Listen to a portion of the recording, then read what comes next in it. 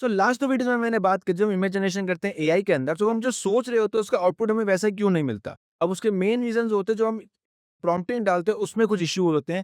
जिसमें first point मैंने आपको बताया था कि आप पर्सपेक्टिव उसको ठीक से बताओ। सेकंड मैंने बताया था लाइटिंग अच्छे से बताओ। The third one which is very important is telling the focal length. Now focal length है जब हम अगर हम आपको मैं लेमैन में बताऊं अगर हम फोन में ही फोटो खींचते हैं so there is 2x zoom 3x zoom 100x zoom आजकल तो आ जाता है इवन 0.5 जूम जिसमें हम देखते हैं अल्ट्रा वाइड हो गया अल्ट्रा जूम हो गया।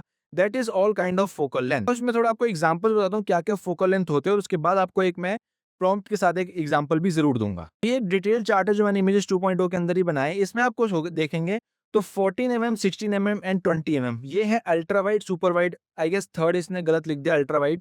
That's also wide shot only. अब इसमें क्या होता है हम देखते हैं कोई हम सीनरी की फोटो लेते हैं जिसमें हमको एक काफी लंबा जिसमें हमको देखना है कि सारा एरिया कवर हो जाए। Then comes is 24 28 and 35 mm जो है wide wide normal and normal angle जो फोटोग्राफ लेते हैं जिसमें शॉट ले सकते हैं थोड़ा जिसमें बैलेंस पर्सपेक्टिव हो एंड थोड़ा वाइड नेचुरल व्यू आता हो। उसके बाद हमारा 50 mm शॉट ना जो 50 mm जो शॉट होता है वो हमारा एवरीडे शॉट होता है। जो नॉर्मली अगर हम कोई फोटो वगैरह लेते हैं सो वो हमारा होता है 50 mm में। अगर हम जो नॉर्मल हम फोटोज खरीद खींचते हैं वो है हमारा 50 mm के अंदर। उसके बाद आता है 85 mm जिसमें हम लेते हैं पोर्ट्रेट्स फोटो। पोर्ट्रेट में क्या होता है कि जो आपका ऑब्जेक्ट होता है वो ये फोकस होता है और पीछे सारी डेप्थिंग फील्ड होती है।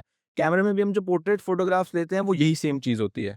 उसके बाद और भी आते हैं जैसे 100 mm 135 200 300 600 ये सारे होते हैं टेलीफोटो। यहाँ पे अगर मैं आपको एग्जांपल दिखाऊं जैसे 600 mm है तो यहाँ से आप एक्सट्रीम मैग्निफिकेशन कर सकते हो। जैसे हम फोटो लेते हैं एक मून की यहाँ पे एग्जांपल में दिख रहा है कि आप मून की ले सकते हो या आप वाइल्ड लाइफ भी लेते हो तो आप 300 या 400 mm में ले सकते हो जैसे आपको यहाँ पे दिख रहा है। अगर एक क्विक समरी दूं मैं तो 14 mm से जो 24 है वो वाइड शॉट्स के लिए सही है। 28 to 50 है वो नॉर्मल शॉट्स हैं। 85 to 135 वो पोर्ट्रेट एंड टेलीफोटो शॉट्स हैं एंड 200 से लेकर 600 तक वो है लॉन्ग या सुपर टेलीफोटो जो काफी एक डिस्टेंस ले हो सकते हैं। तो मैंने उसको एक सिंपल सा प्रॉम्प्ट दिया काफी डिफिकल्ट प्रॉम्प्ट नहीं दिया। तो यहाँ मैंने उसको बोला है कि एक man standing on the shore of a beach Sunny afternoon 1 point perspective and 50 mm shot. And you can see इसने कितना सही दिखाया। एक तो ये 1 पॉइंट पर्सपेक्टिव में आप देख सकते हो 1 पॉइंट पर्सपेक्टिव जा रहा है आफ्टरनून में है और उसके बाद यहाँ पे है ये 50 mm।